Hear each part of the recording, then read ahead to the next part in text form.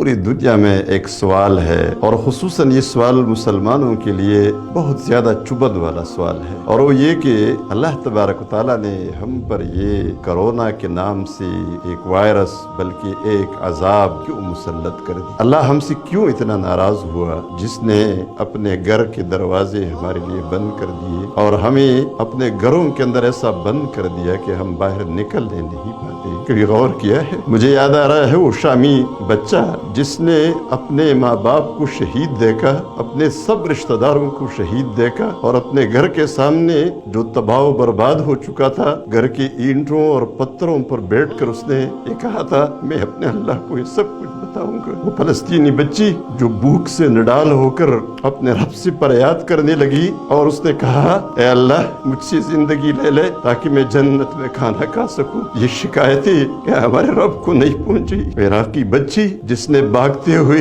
पीछे सहाफी से कहा, अंकल मेरा वीडियो मत बनाए, मैं बेहिजाब हूँ। इस बच्ची को अल्लाह ने नहीं देखा, और देखी वो समंदर में डाली जाने वाले और बह जाने वाली सीरियन बच्ची, वो बच्चा जो तुर्की के साहिल समंदर पे गिरा पड़ा था, समंदर को भी उस पर रहम आया और उसको बाहर साहिल पर फेंक दिया और दोबारा नहीं डबोया, लेकिन इस जालिम दुनिया को उस पर रहम नहीं आया। क्या अल्लाह ने उस बच्चे की शिकायत नहीं सुनी होगी? इस जमीन व आसमान ने समंदर के साहिल पर पड़े, समंदर के लहरों में डूबने वाले बच्चे की फरियाद नहीं सुनी होगी? मैं इस मौके पर उस बच्चे की माँ की बात तो नहीं करूंगा कि उस माँ पर क्या गुजरी होगी जिसका लाल समंदर के किनारे मरा पड़ा था। कितनी शिकायतें लगाई होंगी उस बच्चों ने, उन बच्चों ने। और मैं ये भी बताऊं कि हमारी बहन डॉक्टर आफिया सिद्दीकी ने अमेरिका के जेल में इस पूरी उम्मत के बारे में कितनी शिकायतें लगाई होंगी। अल्लाह के हाँ वो अल्लाह ने नहीं सुनी होंगी। और कितनी बातें बताऊं आपको,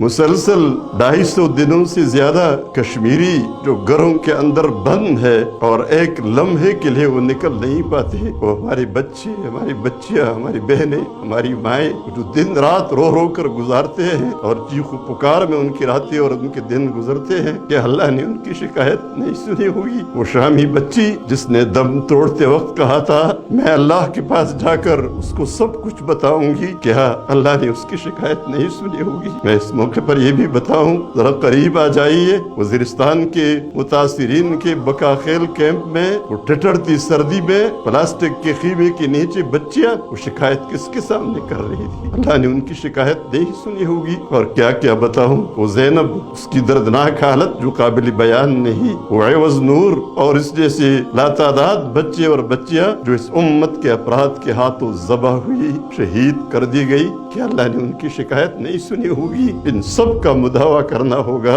तब हम इसके अहल होंगे कि हम अल्लाह से दुआ कर सके। ये हमारे खिलाफ जो पूरी चार्जशीट जमा हो गई है, ये दुनिया बादशाही, ये दुनिया की हुक्मरानी, ये किसी अंधेर नगरी पर और किसी ऐसे बादशाह की नहीं है जो देखता नहीं है। ये अंधेर नगरी नहीं जहाँ चौपट राजा हुक्मरानी कर रहा हो, ये एक बेदार जात की बादशाही है। उसके अजाब का, उसके गजब का और गुस्से का घोड़ा बरसा है। अल्लाह की खातिर तवज्जो कीजिए, तौबा कीजिए। हम सब पर लाजिम है अपने इन जराइम से तौबा करे, तब अल्लाह हम पर रहम फरमाएगा। यही दुआ है, ऐ अल्लाह हम तौबा करते हैं, हम पर रहम फरमा।